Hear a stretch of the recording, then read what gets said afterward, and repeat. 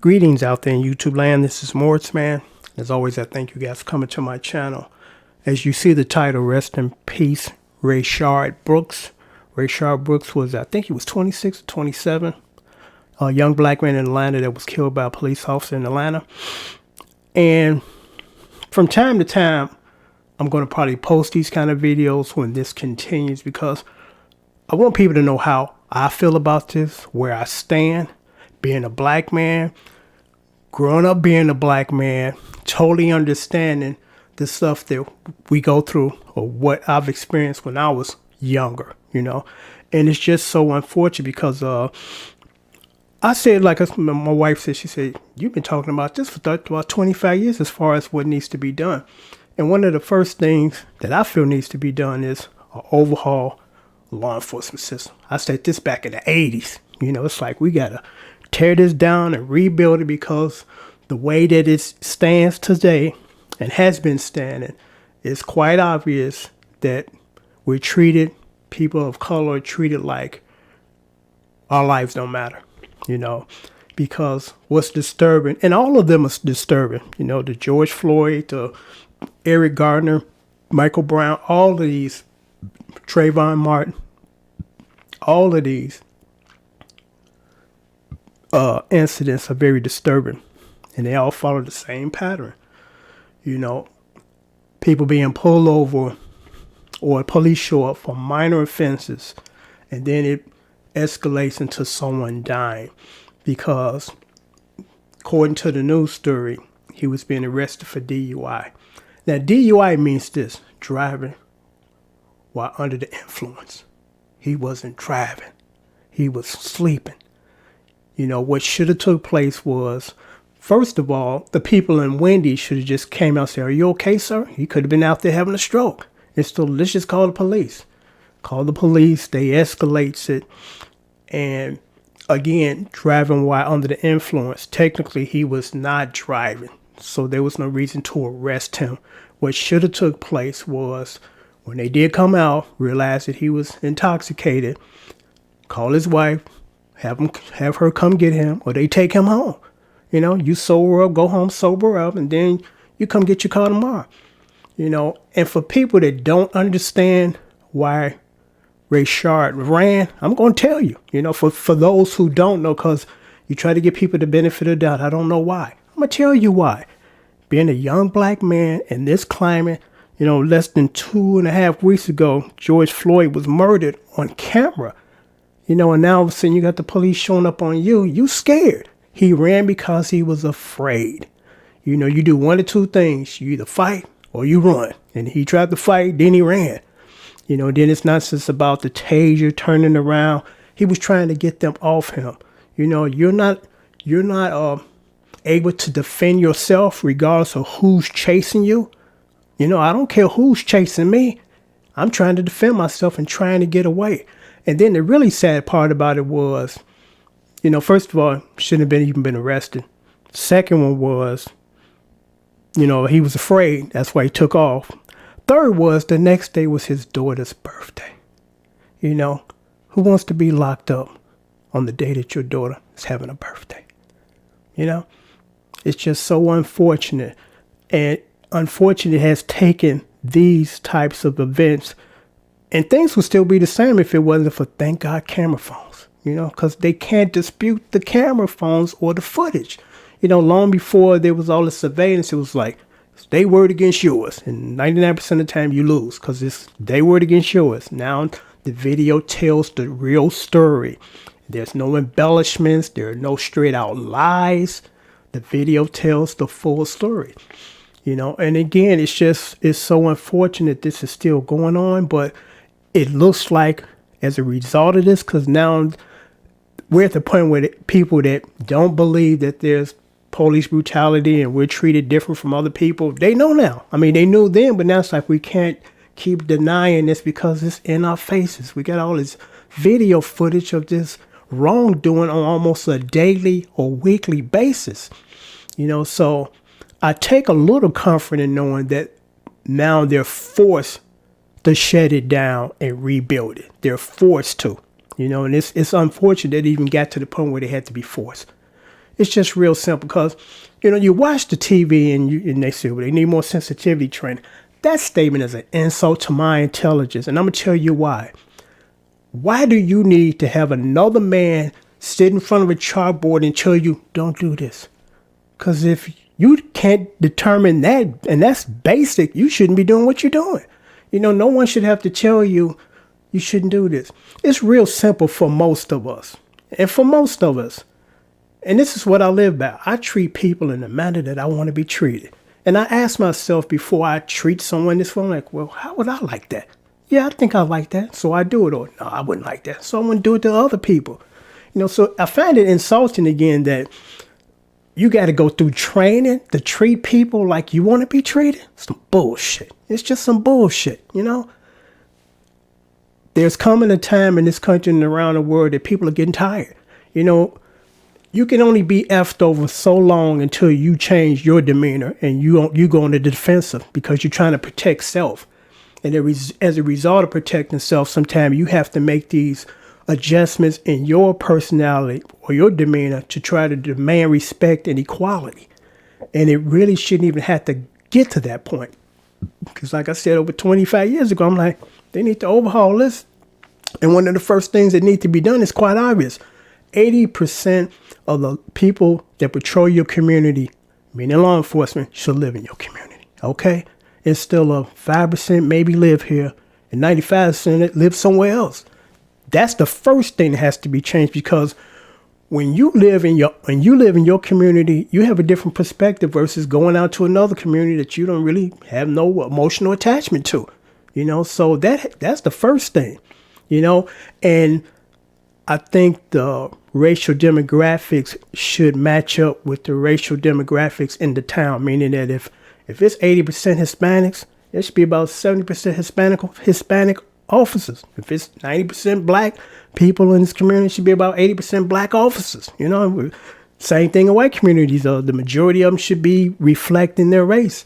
And I think that's one thing that will kind of curb that, because I'm going to end this with this story. This was, I won't say a wake-up call, it was a confirmation to me as a young black man. I think I've only been pulled over 2 times, and the 2 times I was pulled over was straight up BS. But there was 3 times. One, I got a gun pulled on me, talking about they thought the car that I was driving, or I was in a car with a person that was taking me home from work. It matched the description of somebody who just robbed a liquor store. And once they realized it wasn't us, and the car they were looking for was blue, we were driving a brown one, they left us with this. Well, we wished it was brown or blue. So that was just telling us, we wish you were the guy so we can lock you up. Instead of, we're sorry, this is what we do, and we're just trying to make sure that you're not. And I'm fine with that. Do your job, But this is the story, and I'm going to leave you with this story. Again, I said, I've only been pulled over twice, and both of them were BS traffic violations. I did not run no stop light or stop sign. I'm very conscious of it because I'm like, I don't want nobody bothering me. Everything on my car is, stickers in place are right. They're not expired or whatever. I want no tail lights broken, no lights out. I want no part of nobody bothering me. And I'm not trying to give them a reason to bother me. Even though I know sometimes when you do everything right, you still get bothered, But I had to go to court for a bogus traffic stop. And when I got there, because they got different courtrooms. When I got in mine, room 224, I went in there, I sat down, I looked around, 95% of the people were black people. About a handful of Hispanic guys, 1 white guy. What that told me at that specific time was they do more patrolling and writing more tickets in our neighborhoods than any other neighborhoods. Because that was another thing that I coined the phrase for some of these towns and their law enforcement. They're just revenue collectors. It's like, what happened to serving protectors which is on the side of your car? Now, let me just say this before I end it. The majority of the law enforcement people, men and women, we respect you. You do your job. Thank you for serving, protecting us. But through basically no fault of their own, it became the city and the town's, objective to make police officers now become revenue collectors. because it's interesting. I heard this before, and I'm not quite sure when this started. It might have started in the 70s, but they write so many tickets, which is revenue for the city. And it got to the point where they were estimating, like, in, say, for instance, for Chicago, they estimate like $10 million is from their budget. It's going to come from writing tickets. They have gotten to the point where they are already project that money into the budget, meaning that now they're going to go out and try to get that 10 million. They're on a mission instead of we write them when we see wrong being done, and that's it. Instead of, well, we're going to we calculate, we're going to bring in about $10 million writing tickets and all this stuff. That's a messed up mentality, because I'm like, this is not your purpose. Or your main purpose is to serve and protect, Instead of in these small towns, the main objective now is to write tickets and bring in revenue. Because I'm looking at it like this. Stop all this overwriting tickets to generate revenue. Because I'm like, it would be cool if they got together in this town and said, you know what? We as individual citizens, we just going to donate to the police cause, or should I say to the budget, to help, the budget. Because I'm like, I'd rather give you my money or give a donation every year or whatever that will, accumulate to, X amount of money that they've been writing tickets, instead of you pulling me over for some nonsense. You claim I'm 10 miles over the speed limit, or I didn't completely stop at the stop sign, or you ran through the yellow thing and all that nonsense, being treated like a criminal, because I'm like, okay, it does take money to keep things moving. So I would rather, there's like this donation once a year, once a month that will help fund those things, instead of they going to go out and just find a way, whether it's right or wrong, to write you a ticket. Because the very last time that I got a ticket, am I going to share this story? Yeah, I'm going to share the story. But I'm going to leave some stuff out because I have to. The person that pulled me over, he had just contacted me. Officer just contacted me about 2 hours earlier and left me a voice message because there was some stuff that I was going to provide for him. I'm like, to help the community, because it's like, I want to help my community stay right and keep the negative element out. So I'm on my way to the post office, and I know it's a police car following me. And this car followed me for like 4 blocks. I'm like, what's going on with this? So then I come to a stop sign, complete stop sign, look both ways, got my signal on. I pull off, lights come on. I'm like, what is this about? He pulls me over, and everything that he did was totally out of protocol, as far as the way that he handled it. There's a procedural process that happens, and I'm not really going to go into that because I know about that. But everything that was done was wrong. I was reading a bogus ticket, and once he realized who I was, he said, well, you're going to have to go to court because if I tear it up, it's going to look like I'm taking a bribe. I'm like, you're not taking a bribe, you're just doing the right thing, because I shouldn't have got pulled over in the first place, And of course that was thrown out, but I'm like, why was I being followed? Why was I being followed? I didn't run no stop signs. Didn't do anything out of the ordinary. Stickers in place. Everything is up to standard, standard. But we as black people, especially black men, we get this all the time. This is just another day in our life. This is not no wow out of the blue, and this never happened. On a daily basis. I try to do things as a black man to protect myself, but you do have to go out. You got to go to work, you got to get back and forth. But I'm like, I try to limit my time being out there if I don't have to be out there, especially late at night. When I was younger, I'm like, I ain't trying to be out here. And I'm the guy that they pull over, in the middle of the night, and ain't nobody around to see what's going to happen, And we have to take, I guess, a little responsibility, say, we're going to try to make it where it's almost very difficult to pull us over when there's no reason to be pulled over. We shouldn't be out there drinking and driving. We shouldn't have weed in our car. We shouldn't have guns in our car. We shouldn't have expired stickers, And I know, financially, sometimes things get rough. But I remember when I first started working at Jules, And, that wasn't a lot of money. I had a car to maintain. And I remember my sticker had expired. I'm like, I just ain't got the money. My mother don't have it. And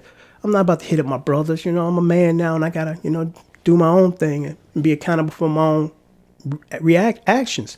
So I elected to park my car for 2 weeks and just take the bus. Because I'm like, I do not want to run the risk of being out there and they got a reason to pull me over and some other stuff jump off and I end up dead. I'm like, you know what? I'm going to park this for 2 weeks till I get paid. Then I'm going to get that sticker. Then I'm going to drive my car.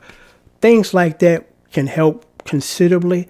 We shouldn't have to do all this, but we know the situation right now, and we got to make sure that we give them no reason to be effing with us because they already want to F with us anyway.